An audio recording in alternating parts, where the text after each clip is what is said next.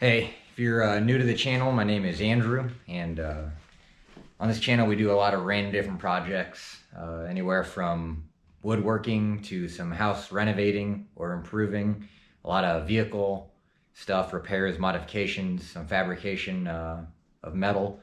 I like to do a lot of welding, but today's project, we are just going to do a quick little flower box. My almost 3-year-old daughter planted some flower seeds, just some random wild flower seeds that she picked out from Lowe's, and they're actually growing really well. They've only been planted for about a week and a half, and they're already about 2 inches tall. So I want to throw together a little flower box for her, 2 flower boxes, and then we're going to stain them and then polyurethane coat them and then throw the flowers in them. As soon as the weather gets good, we can set them outside. But until then, they'll just live in the house in the flower box. But you know, she really enjoyed planting them with her mom, so I want to put together some little flower boxes so they can be transported around. So it's a pretty basic design here. They're going to be 24 inches long, and so what we have here is this will be these are one side each. This will be the end shape of them. That's a 45 degrees. This measurement comes out to where we can take 45 degrees off of this corner here, so it lays nice and flat against the ground, and then it'll come up to 5.5 inches. This is a 1x6 pine board, so its true measurement is 3/4 by 5.5. If you haven't dealt with lumber, it's not dimensional. So we have 4 end caps because we're going to do 2 flower boxes. This measurement here accounts for the tapering of the bottoms. It'll be 45 degrees on this one and 45 degrees on this one, or the chamfer. And then here's the other 2 sides. So we've got it all drawn out. And like I said, we'll drill a hole on each of these, and then I'll try and find my manila rope, and we'll just put some cute little handles on them. But we're going to stain them a gray. It's aged oak gray stain. So, and when we put them together, we're probably just going to simply glue them and either screw them together, or we will use some brads. But I could hide the screws. I'll try and use brads first with glue. Like I said, they don't really need to last. They're going to get waterlogged probably after the first season, so I'll cut them out. I'll glue them together, and then I'm going to have my daughter help me stain them. So I think she'll have fun with that, and she likes to work in the garage with me when she can, so let's get cutting.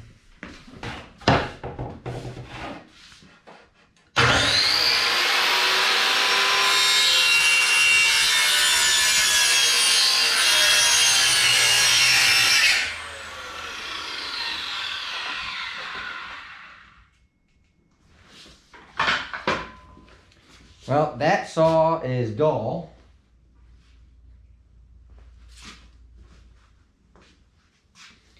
Let's try and find a new blade for that thing.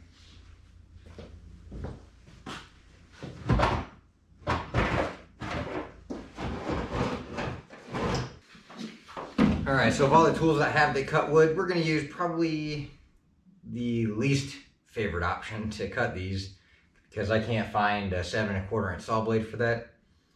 And so I can't find it in my garage, and I don't feel like running out to the store. So we're going to use this saw, the table saw, to cut these out. It won't be too hard, but it's just not ideal. I have a compound miter saw, but it's too buried over there, and this was easy to get. So let's just use this. We're going to need this anyway to chamfer these edges, so I might as well just dig it out and use it.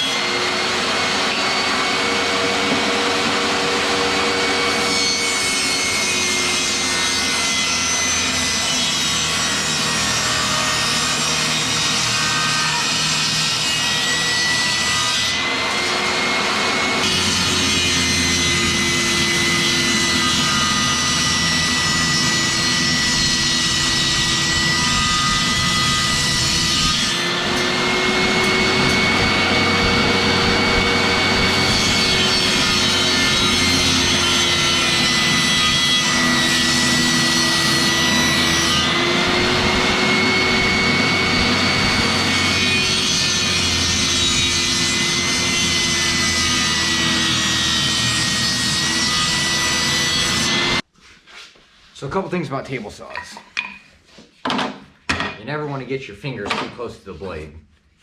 So if you're cutting something that's really close and you need to have your finger near it, you got to use, they either have like these push pads that you can buy, or you just use a piece of your cutaway or a scrap you have laying around for a push stick if you need to. So a lot of times what I want to do is, if you're pinching the saw blade, or when you get to the backside, it's going to want to lift off because the blade spins this way. So it's pushing down against the wood here, but as you get back here, it's, you know, there's still friction between the saw blade and the edge of the wood, so it wants to lift it. And like I said, especially if you start pinching the saw blade. This guy right here is designed to not let you pinch the saw blade, but until you get to that point, you could pinch it. So if you're cutting something and you need to hold down the backside of it, or you have to get close to the saw blade, you can hold it with this hand, keep your fingers away from the saw blade, and then you can use a push stick like so, and then you're just holding it down and pushing it along. And that way, if your push stick gets cut, it's not your finger. You get to keep your fingers for another day. So keep your fingers away from the saw blade, use a push stick, eye protection, and yeah, just take your time. The faster you try and push it through, the more binding you're gonna have on the blade. So take it nice and slow and let the blade do the cutting. So yeah, table saws can be dangerous if you don't respect them. Keep your fingers away from them. Another dangerous thing about table saws is if you drop this blade down just to barely off of the tabletop here, and if you're using this like a dado blade, or you buy a dado blade, so if you're doing like a drawer and you wanted to notch this so that the you know, whatever you're using for the drawer bottom, 1/4" glue on, whatever it is, you want to notch this so it fits in here. You know, you would take and you would just put your fence up and you would just run this through. Dado blade, you know, one swipe probably, but I've done it with these, and you just do your swipe and then you shift your fence over and then you do another swipe.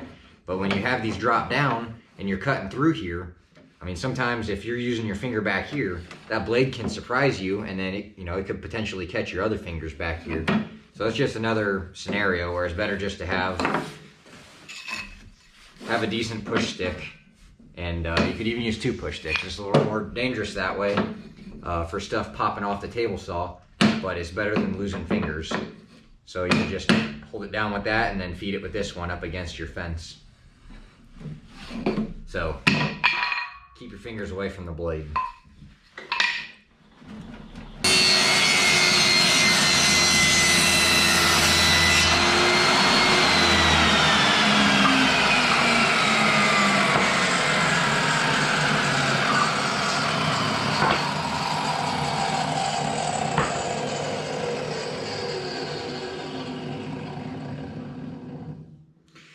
All right, anytime you're messing around with the blade, it's best just to unplug the saw. That way there's no possible chance of accidentally turning it on.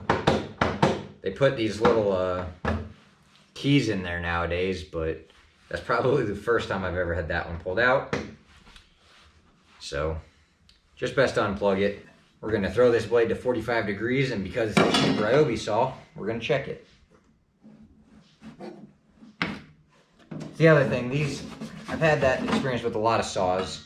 If you're new into woodworking, it's always best to just check your angle, either with an angle finder. If you're using 45s, Speed Square works, but I don't think, again, I'm just buying, like, you know, homeowner level saws or less, but I've yet to find a saw, be it a table saw or like a miter saw, that has the, you know, the correct degrees of angle as what the dial says.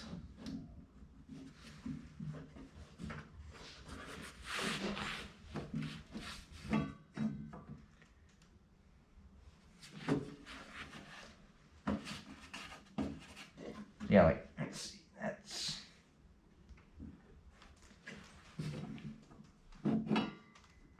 that'll work.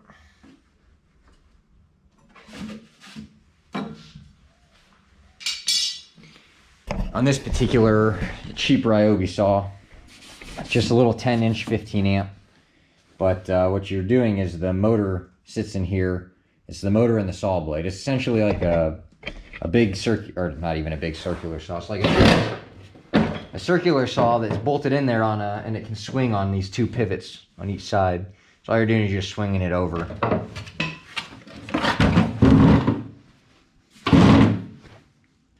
And then here's your little dial right down here. So, but like I said, always check your angle just to make sure. Too many times I've cut a bunch of wood for a project and then checked, it wasn't fitting up tight enough for me. And then I went and checked it with an angle finder and it was 1 or 2 degrees off, which is super irritating. So now I like to check it with the speed square or an angle finder. All right, so we're about ready for assembly. We're gonna use Titebond 3. It's waterproof wood glue. And then we're gonna use 1.5-inch brads. Just the brads kind of hold it together until the glue sets up.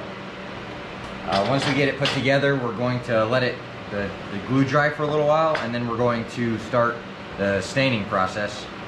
Once the stain dries, which will probably take the rest of today, then we're going to hit it with a satin poly just to protect it from the weather, because they'll probably be sitting on the front porch most of their life. But like I said, really I'm only worried about them surviving, this season. So let's get started with assembly.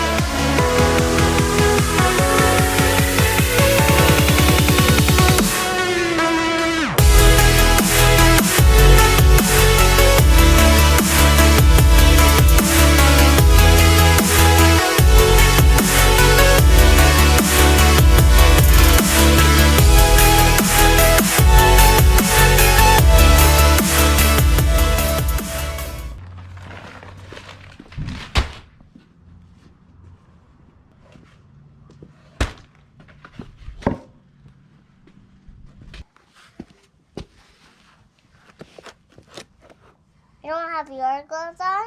Nope, I'm just gonna have dirty hands. Dirty hands? Mm-hmm.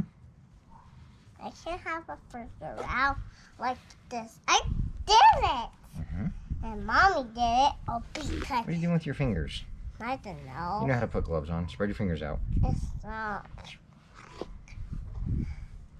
Yeah.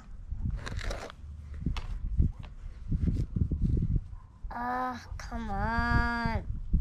Come on, shake it low. Come on, shake it. You do it yourself. Can you focus on the glove? And then we'll sing. Bones and tats. Yay! Alright, so we got our boxes put together. We did gray chalk paint, like a charcoal, and then a really bad caulk job on the inside, on top of some poly. So we made this one here. yeah, you helped, didn't you? So they should be fairly watertight, but we just won't oversaturate them. Just some nice manila rope handles here for the cold nights, so we can move them in and out of the house if we need to. But you know, not my best work, but for a couple of front porch flower pots, will suffice.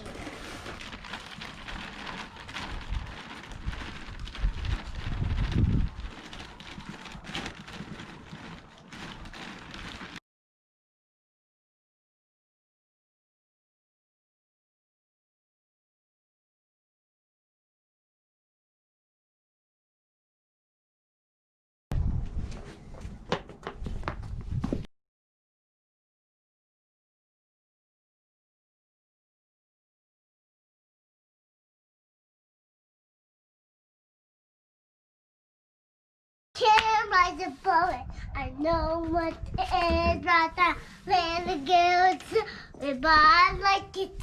I love it. I want some more of it. More. I try so hard. I can't ride the bullet. I know what it is right. When the girls, but I like it. I love it. I want some more of it. So, Daddy.